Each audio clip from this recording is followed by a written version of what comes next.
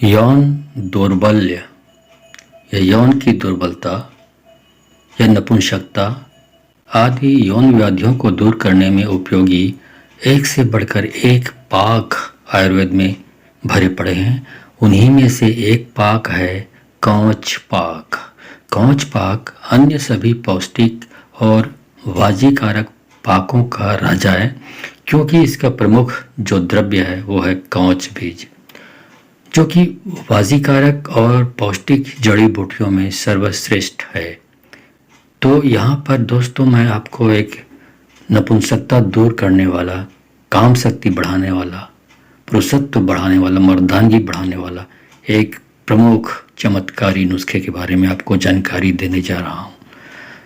इस जानकारी के बारे में जानना चाहते हैं तो आप इस वीडियो पे बने रहें और साथ में चैनल पे पहली बार आए हैं तो चैनल को सब्सक्राइब करना ना भूलें और साथ में बेल आइकन को क्लिक कर लें ताकि आपको इस प्रकार से मेरी खास जानकारी आपको मिलती रहे। चलिए आपको बिना किसी देरी के बताना शुरू करता हूँ, मुद्दे की बात करता हूँ। इसके लिए जो आप इसको घर में ही बना सकते हैं, इसलिए मैं बता रहा हूँ।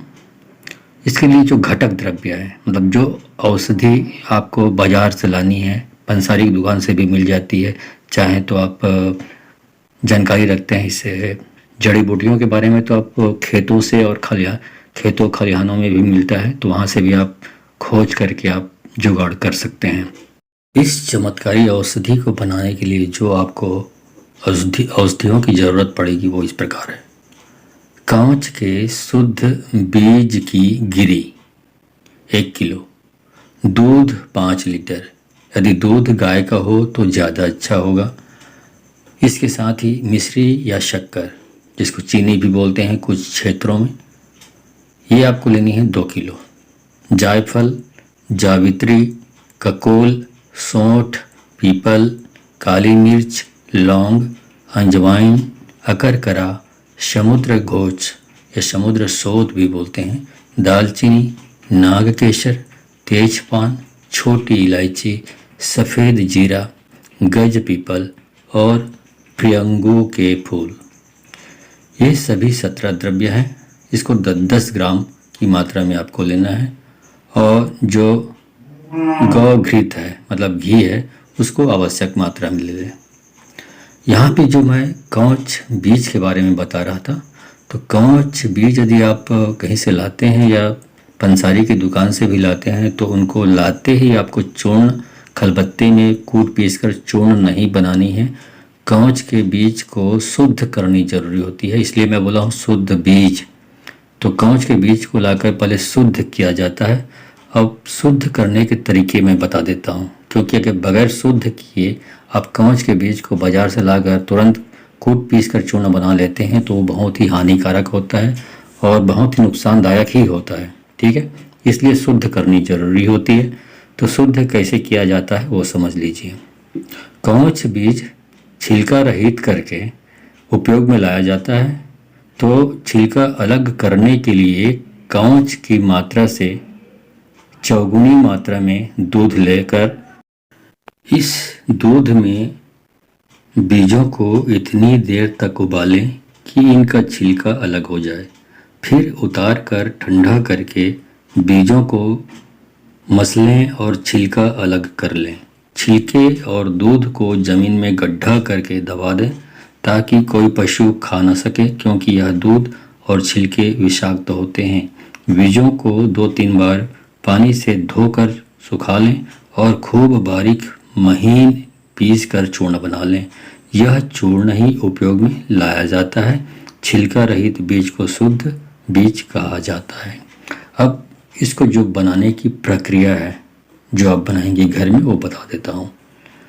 जो शुद्ध कवच की जो बीज की गिरी है उसको कूट पीस कर महीन चूर्ण कर लें। फिर दूध डालकर पकाएं और मावा बनाकर उतार लें।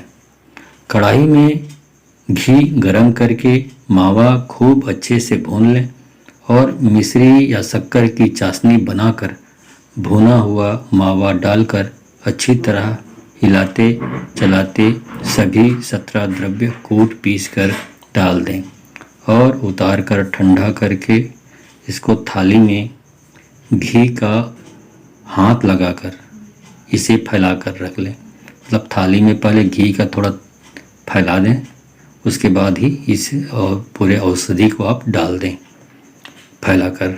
जब जम जाए ये औषधि तब मसल कर पाउडर करके राख या इसको पाउडर या चूर्ण बना लें। ठीक है, अभी आपकी औषधि, आपकी चूर्ण जो है पाउडर तैयार है आपकी। अब इसको सेवन कैसे करना है ये समझ लीजिए। सुबह शाम एक एक बड़ा चम्मच खाली पेट खूब चबा चबा कर मीठा गुनगुना गर्म दूध पीते हुए इसे खाएं। अब इसके लाभ समझ लीजिए।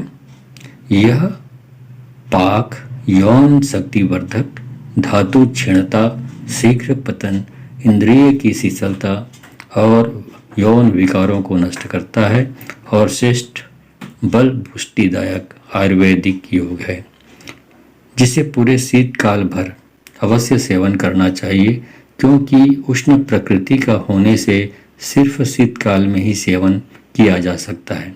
यह मौका चूक गए तो बात अगले शीतकाल तक के लिए टल जाएगी। यौन दौर्बल्य दूर होने के अलावा इस पाक के सेवन से प्रमेह, मूत्र विकार, गर्भाशय की निर्बलता, थकावट, कमजोरी, सुस्ती, वात व्याधियाँ, चेहरे की निस्तेजता आदि व्याधियाँ भी दूर होती हैं।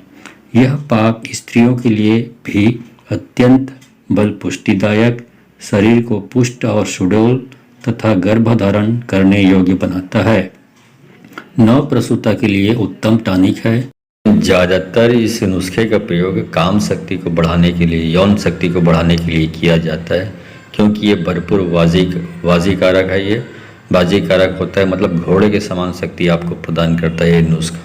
इससे आपकी काम शक्ति बढ़ती है। आपकी औजार, आपके हथियार जो कमज़ोर हो चुका है वक्त के साथ, इसको बहुत मजबूती प्रदान करता है और आप एक सशक्त तरीके से मैथुन की क्रिया को आप आसानी से संपन्न कर सकते हैं, जिससे आप भी खुश रह सकें और आपकी जो महिला पार्टनर है वो भी खुश रह सके। इतना आप संतुष्टि उनको प्रदान कर सकते हैं। आप हर तरीके से उनको संतुष्ट कर सकते हैं इस नुस्खे का यदि प्रयोग करते हैं तो। मतलब इससे आपकी नपुंसकता या लिंग की जो कमजोरी है, आपकी जो पेनिस की कमजोरी है वो दूर हो जाती है।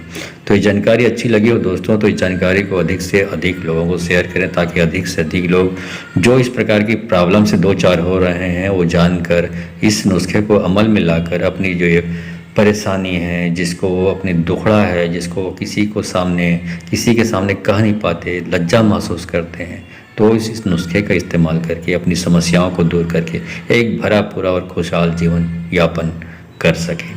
ठीक है, तो आज के लिए बस इतना ही। मिलता हूँ अगले वीडियो में। धन्यवाद।